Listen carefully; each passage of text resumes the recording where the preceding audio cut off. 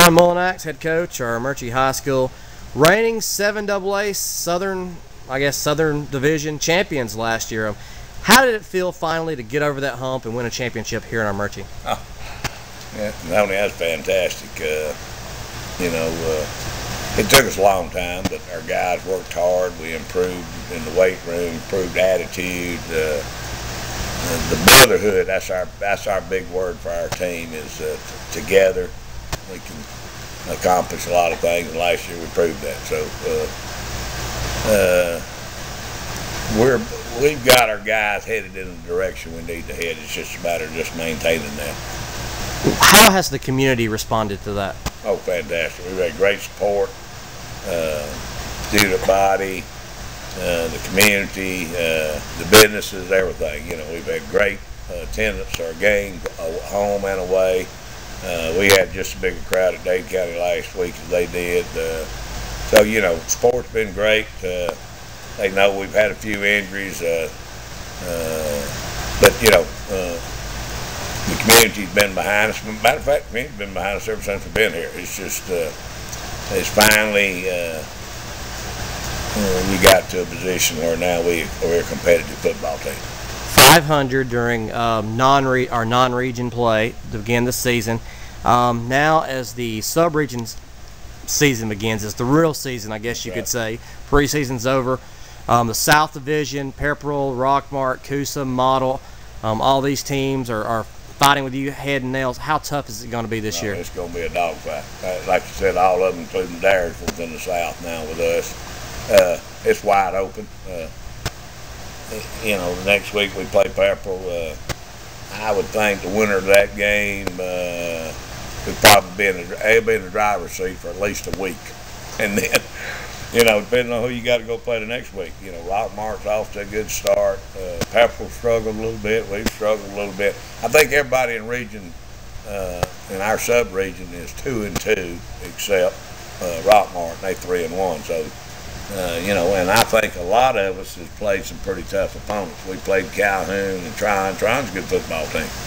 And, then Coosa and Pepperell and all them play some outstanding teams outside of our region too. So it's really a 5-week battle. I mean, right now you got 5 weeks to see whether or not you're going to have a chance to make the playoffs or not, and it's really going to be tough.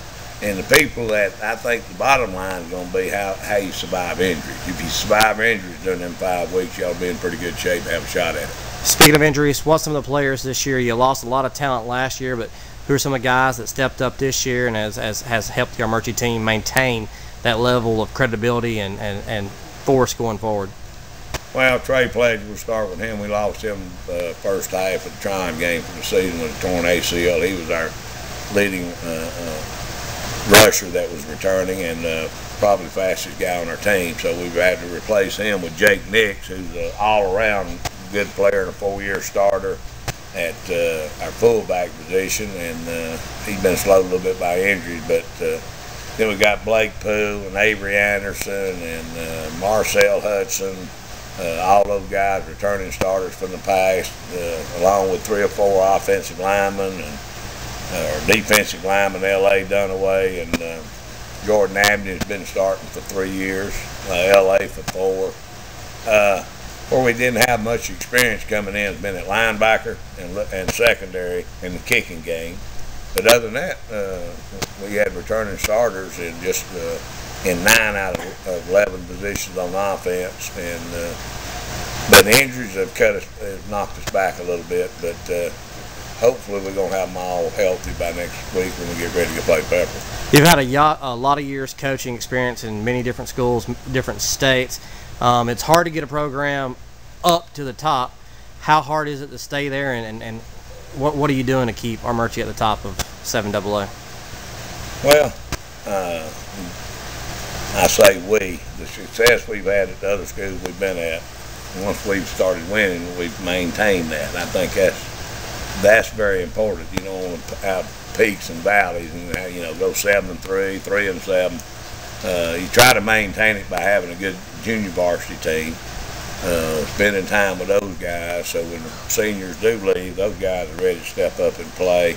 and with the same kind of attitude. And we look like we ought to still be in pretty good shape for the next few years.